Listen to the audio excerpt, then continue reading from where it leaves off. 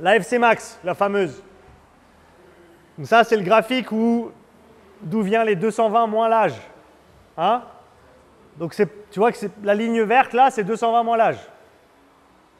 Les points, c'est la variance individuelle entre tous les gens qui ont participé à l'étude. Comme j'aime bien dire, ce n'est pas une fourchette, c'est un râteau. Hein? C'est 220 moins l'âge, plus ou moins 15 battements. C'est ça la vraie équation. Plus ou moins 15 battements. Donc au final, très simple. Et je ne pense pas aller trop loin en disant ça. Il faut oublier cette équation. Il faut la mettre à la poubelle et il ne faut plus jamais y penser. Parce que ça ne sert à rien. Déjà, ça va varier si tu fais de la course à pied, si tu fais de la natation ou si tu fais du vélo. Et ça va grandement varier d'une personne à l'autre, même à âge égal et même à niveau égal. D'accord? On n'est pas tous fait pareil. Donc ça, c'est très très important de se le rappeler. Ça ne sert à rien. Ne calcule pas ta FC max. Si tu veux la mesurer en faisant un effort maximal, certes, tu peux la mesurer. Est-ce que ça te donnera des informations pertinentes? À mon avis, non. Est-ce que ça peut t'indiquer d'un jour à l'autre si tu es fatigué sur une séance type? Donc tu fais la même séance à 3 ou 4 reprises. La réponse cardiaque va t'indiquer si tu es fatigué ou non. C'est-à-dire que si ton cœur ne monte pas aussi haut que d'habitude, c'est certainement que tu es fatigué au niveau nerveux. D'accord? Si c'est beaucoup plus haut que d'habitude, c'est possible que tu sois malade ou que tu sois en train de tomber malade. Pardon? La variation de la variabilité cardiaque. Ouais. Alors ça c'est encore. Tu peux aussi utiliser ce paramètre-là. Alors ce que je te dirais, c'est que ta variabilité cardiaque, ta VFC, c'est une bonne indication de ton état de ton système nerveux autonome en fait, parce que c'est l'équilibre entre ta branche parasympathique et orthosympathique au repos.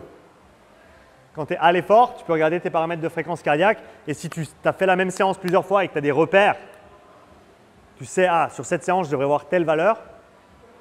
Là, si tu as des variations considérables vers le haut, vers le bas, tu couples ça à ton RPE et en général, ça va te dire où tu te trouves. Pourcentage de fréquence cardiaque max. Hein, pour continuer à construire sur ce concept de FC max qui est problématique à mon avis. On dit souvent, voilà, le haut de ta zone 2, c'est 70% de ta FC max. Déjà, si tu as calculé ta FC max avec la fonction d'avant, tu as vu qu'il y a des chances que ça ne colle pas. Peut-être que tu es en plein dessus. Hein, je ne dis pas que 220 moins. Ouais, mais moi, 220 moins là, ça marche. Bah, cool. Mais il y a des chances que ça ne marche vraiment pas pour tout le monde.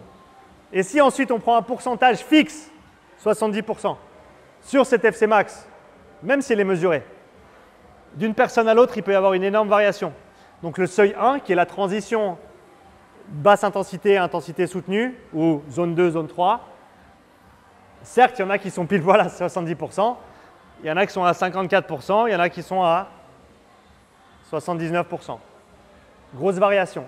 Et pareil, ça peut changer au fil du temps. Des adaptations, des entraînements, ces valeurs vont changer. Donc ça n'a pas de sens d'établir des seuils sur des pourcentages fixes et de jamais les changer. Parce que ce n'est pas comme si avec l'entraînement, ta FC max, elle va monter, et puis du coup, tes seuils ils montent aussi. Ta FC max, elle ne va pas bouger. À peu de choses près, elle ne va pas bouger. Par contre, tes seuils, eux, ils vont monter en pourcentage.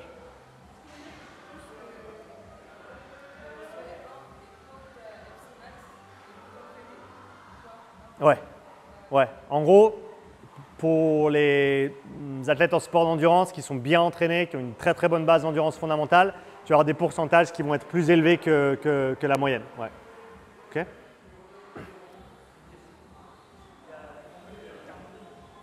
Carbonen? C'est mieux, mais ça reste pas assez bien.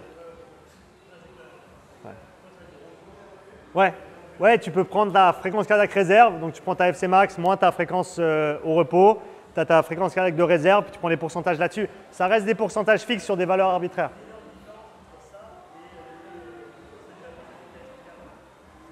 Ouais, mais encore une fois, d'une personne à l'autre, peut-être qu'il y a l'autre qui est juste, des fois la carbonène qui est juste, mais ça ne te dit pas quand elle est juste et quand elle est fausse. C'est ce que je veux dire? Une autre option, c'est de mesurer ces choses-là, par exemple avec un test de lactatémie, ou de VO2, ou de SMO2, comme on le verra tout à l'heure. On voit, ça c'est une courbe de lactate à différentes intensités. On voit les valeurs de lactate ici qui restent plates, malgré le fait que l'intensité augmente. la charge interne, elle reste très très faible. Du fait qu'il se passe quoi ici avec le lactate? On en recycle plus que ce qu'on en produit. Donc on va rester très très bas. Là, ça s'accumule. Et là, ça part de manière exponentielle. Ça ne se stabilise plus. Et on fait la différence avec ces seuils ici. Comme je vous ai dit avant, les zones d'entraînement, c'est juste une manière de délimiter différentes intensités de travail de manière un petit peu plus précise. Il y en a qui diront qu'il y a 5 zones, il y en a qui diront qu'il y en a 3. Ce qu'ils veulent dire, c'est 1, 2, 3. Et s'il y en a plus que 5, c'est des zones qui viennent se mettre en dessus ici. Mais si on reste avec ce spectre qu'on a vu ensemble, si on partage ça en zones, ça se passe en général comme ça. Ce n'est pas parfait, ce n'est pas exact, mais encore une fois, pour certains, ça semble cohérent pour planifier différents types de séances. Il y a des différences cardiaques significatives entre différentes modalités de travail.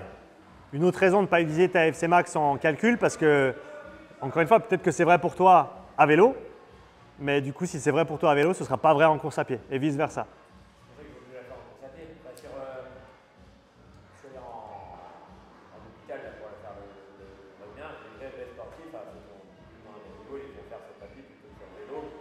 C'est des variables, et on peut aller chercher beaucoup plus loin en course à pied. Juste parce que tu as une FC qui est plus haute, ça ne veut pas dire que tu vas à une intensité qui est plus haute. Non, oui, non, mais là, c'est haute ou pas haute. Du coup, je sais que la mienne est plus basse que la moyenne. Mais là, le test est beaucoup plus réel en course à pied. Qu'est-ce que tu appelles réel? Du coup, c'est un moment maintenant que je fais du vélo et de la course à pied, je sais que je tiens beaucoup plus facilement mes pourcentages en vélo qu'en course à pied. En pourcentage de FC Max? Ouais. Ouais.